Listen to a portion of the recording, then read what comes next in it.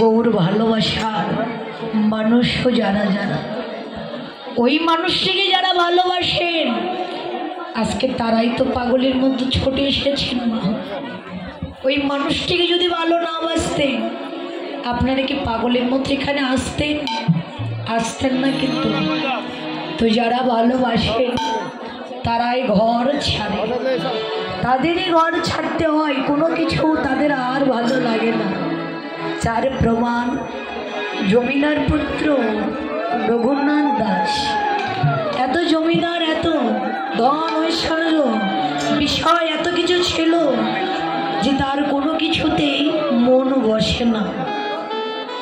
অন্তরে শুধু একটি কথা বারবার জাগে, কোথায় গেলে ভক্তের সঙ্গ পাবো, কোথায় গেলে গৌরীর কৃপা পাবো, কোথায় গেলে গৌরীর চরণে আশ্রয় পাবো।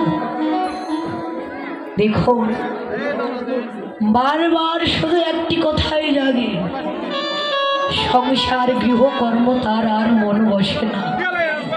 স্বর্গে অপ্সরার মতো সুন্দরী ঘরের রমণী, তাতেও তার মন বসে না। সারা জনমের মতো ঘরের বাহির হয়ে গৌরীর কৃপা লাভ করবার জন্য যখন শুনতে পেলেন যে গৌরহরি নীলাচলে আছে, কৃষ্ণ বলা বহির্মুখী জীবকে কৃষ্ণমুখী করতে রূপ ধারণ করে, কি রূপ? পেতে মূরতে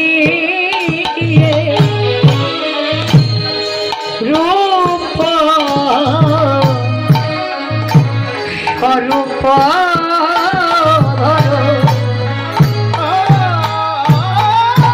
ধরেছে মূরতে, নাসিতে কুরতে ধরেছে মূরতি,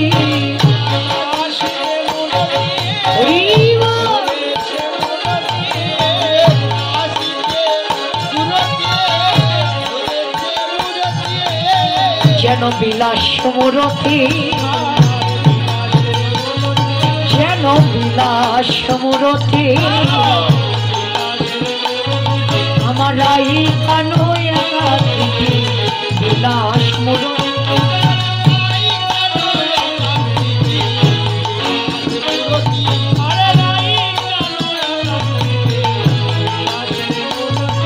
যেন স্বরূপ ধরেছে, যেন স্বরূপ ধরেছে, আত্মস্বরূপ জানাইতে স্বরূপ ধরেছে,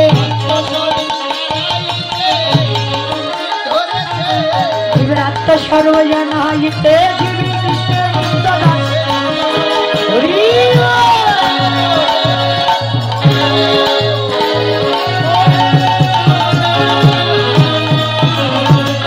স্বরূপ ধরেছে ওই ছন,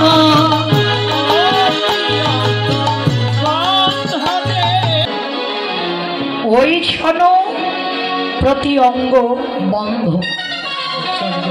প্রীতি নয়নী নয়নে বাণ বরিশনে তাহাতে হয় প্রেম, বদনে বদনে কথা আলাপনে তাহাতে হয় হিয়ায় হিয়ায় প্রেম আলিঙ্গনে তাহাতে হয় প্রীতি, প্রেম প্রীতি ভালোবাসা।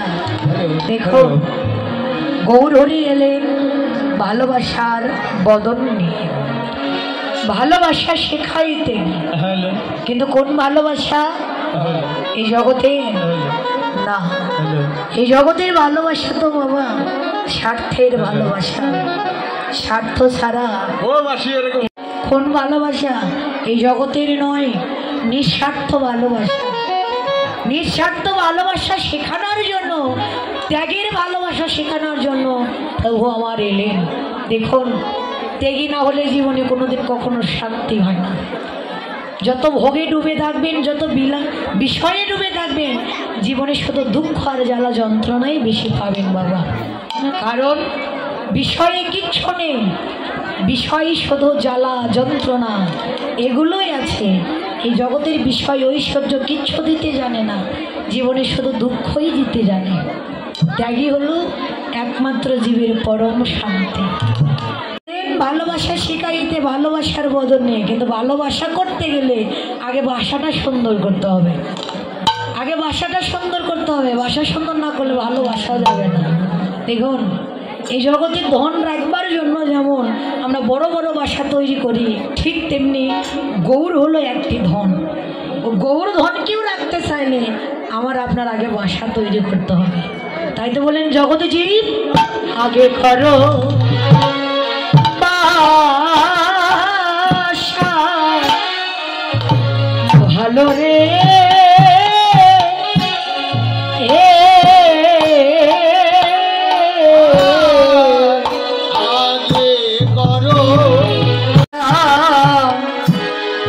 পরে গৌর পাবা আশা আগে করো আশা পরে গৌর পাবা আমরা পরে গৌর পাবার আশা যদি গৌর পাদে থাকে মতি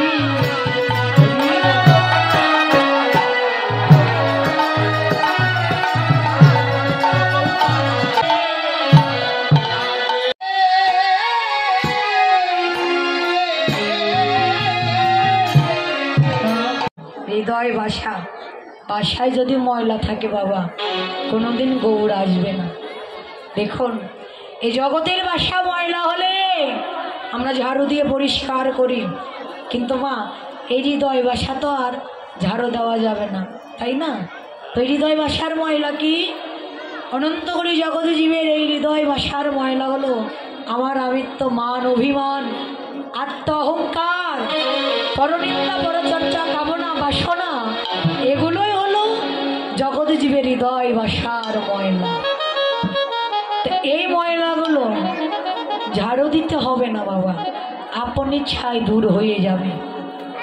কার কৃপা বলে? আপনাদের মতো সাধুগুরু বৈষ্ণবের কৃপা।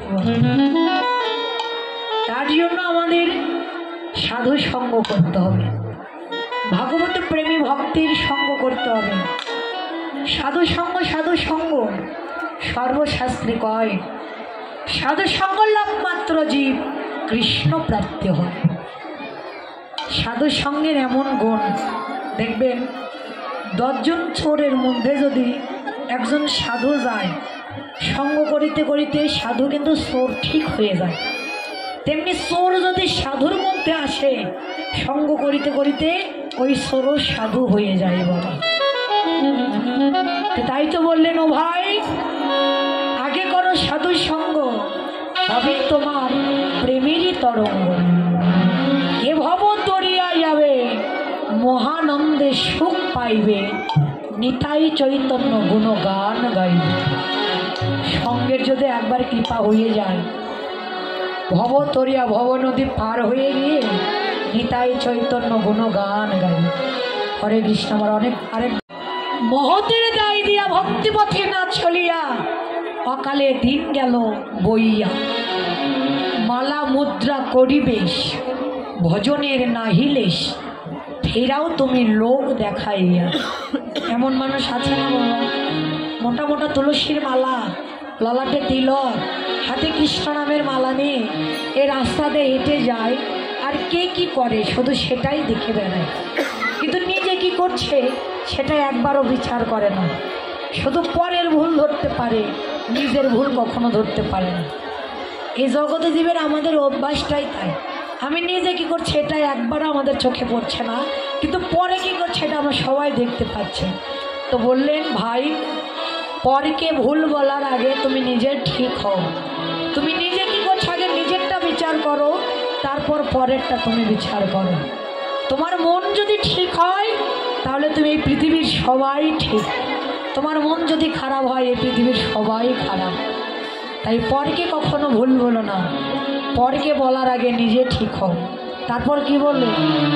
84 লক্ষ জনী অর্থাৎ 80 লক্ষ বার কীট পতঙ্গ, মাত্র 4 লক্ষ বার এই মানব কুলে জন্ম। বাবা শাস্ত্রে বললেন জলজা নবলক্ষানি স্থাবরা বৃংশটি কৃমিয়া রুদ্র শঙ্কর পক্ষিলং 10 লক্ষ কম। হরিব স্থাবরা বৃংশটি কৃমিয়া রুদ্র সংকট পক্ষিলং 10 লক্ষ কম। 30 লক্ষানি পশু বনচম 24 লক্ষানি মনুষ্য জনম। কি বললেন? জলযান অর্থাৎ জলের মধ্যে নবলক্ষানি অর্থাৎ 9 লক্ষ বার জন্ম আমাদের। কত কি রূপে? মুক্তা, ঝিনুক, আরো কিনা আছে মা, কিন্তু শেষ কোনটি? শঙ্খ জনম। শেষ হলো শঙ্খ জনম। কেন না, যখন ভগবানের আরতি করা হয় ওই আরতির সময় কিন্তু শঙ্খ বাজানো হয়। তো যতক্ষণ না পর্যন্ত বাবা শঙ্খ না বাজাবেন ভগবানের আরতি কখনো সম্পূর্ণ হবে না। তো এই শঙ্খরূপে যখন আমরা জন্মি, জলের মধ্যে থেকে আমাদের জন্ম শেষ হয়ে যায়, আর জলের মধ্যে জন্ম নিতে হয়। এবার কি বললেন? স্থাবরা বৃংশটি অর্থাৎ 20 লক্ষ বার বৃক্ষগুলো জন্ম। কত বৃক্ষ? আম বৃক্ষ, জাম বৃক্ষ, কাঁঠাল বৃক্ষ, কত কিনা আছে, কিন্তু শেষ এই যে তুলসী বৃক্ষ। শেষ হলো তুলসী বৃক্ষ। কেন? দেখুন ভগবানের যতই সাই সামগ্রী দিয়ে প্রসাদ দেন না কেন, ওই প্রসাদের উপর যদি একটা তুলসী পাতা না দেওয়া হয় ভগবান কিন্তু, এই দেহে যদি তুলসীর মালা না থাকে তাহলে কিন্তু এই দেহটাও কোনোদিন কখনো গোবিন্দের সেবায় আর লাগবে না। আমাদের প্রত্যেকের কর্তব্য আমাদের দেহে কণ্ঠে তুলসীর মালা দিতে হবে। হরি বল।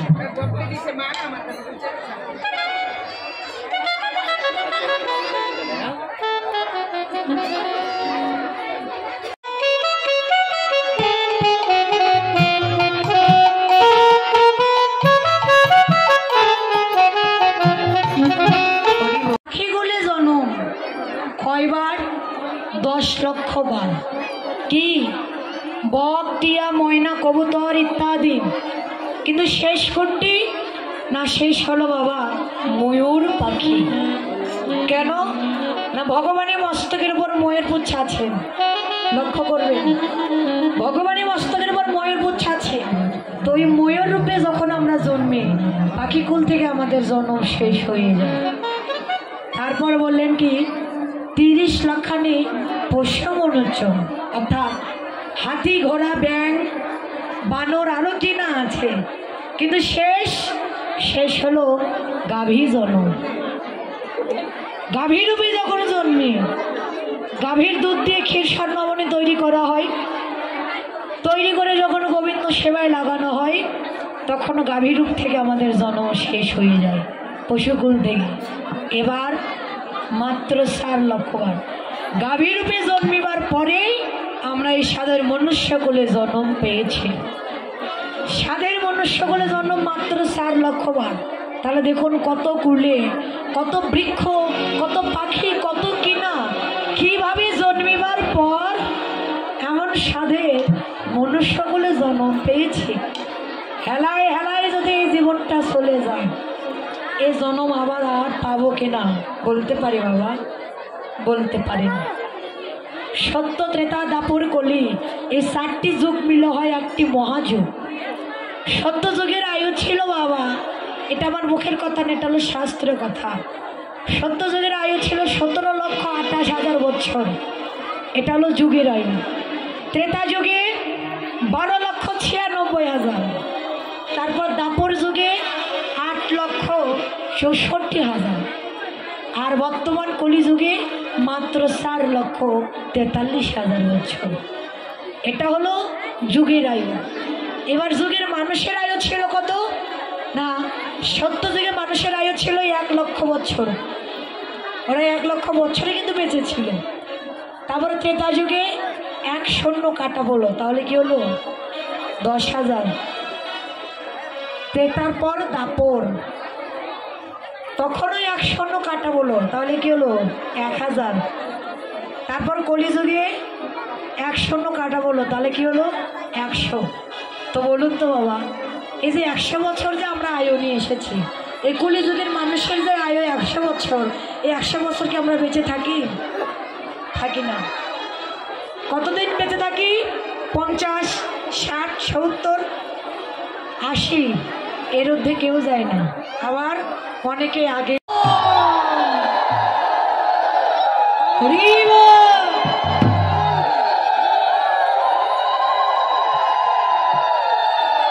বল।